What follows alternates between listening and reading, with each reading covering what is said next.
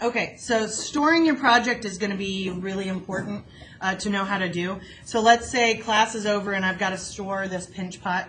So one thing you want to do is anywhere you're going to need to keep your piece wet, in particular, you're going to still add things to it, you're still going to pinch it, things like that. You have to get a paper towel wet and then wring it out as completely as possible. So then what you're going to do is take this paper towel and you're going to fold it over your piece, over all the edges, and kind of cover it up like that. Okay? If you use a dry paper towel, it's just going to suck the water out, but if it's too wet, if you can literally squeeze more water out of it, you're going to put too much water in here.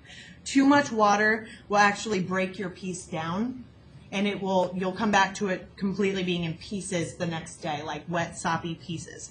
So after you're done with this and you've got that all situated, you're going to get yourself a plastic bag. You're going to open it up, and you're going to take your spray bottle, and you're going to spray about 2 or 3 times in here. You don't want to spray too much. And you're going to take your piece, put it down inside your bag, just like that. And then you're going to pull your bag up and tie it. You do not want any air to be able to get in the bag, and you also don't want to trap a whole lot of air in your bag. So I've tied it shut, and then you could just store it like that inside the cabinet. Sometimes you will actually have projects that you need to keep on a tray. So for example, here's your tray. And you're not going to want to move your project off of it. That's the whole point of keeping it on the tray. So you need to be able to move the tray. There's a trick to getting the whole tray inside of the bag. So you would still spray the inside of the bag, but instead you'd kind of put the bag at an angle like this.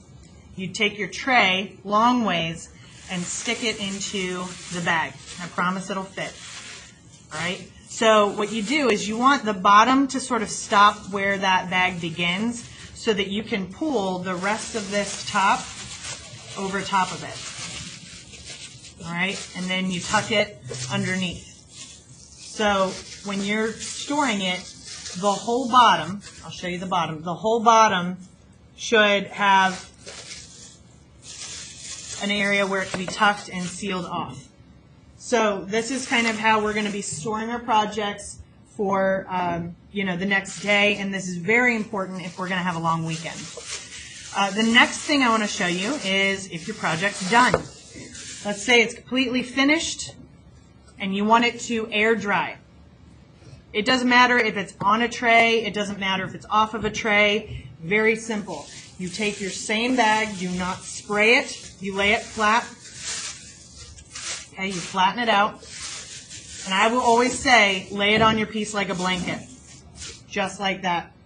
So you're going to literally take your whole tray or your piece, place it in the cabinet, lay that over top of it.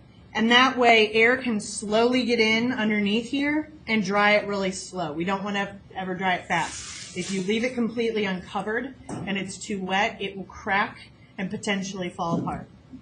So keep it really nice and covered, no air getting to it if you're going to work on it, lightly covered if you're done. The last thing I suggest, all of your projects are probably going to be covered with a Kroger bag. I say Kroger because I have a lot of them. Or maybe you've got another color that's very similar. One thing you can do is take a piece of paper. It could be a scrap piece of paper. You can write your name on it, whatever you want to do. Take a piece of tape and just tape it on top of here. The only thing I ask is when you're done, take this piece of paper and throw it away. But that way, the second you get in there, you can just find your name and you know what tray or what piece is yours.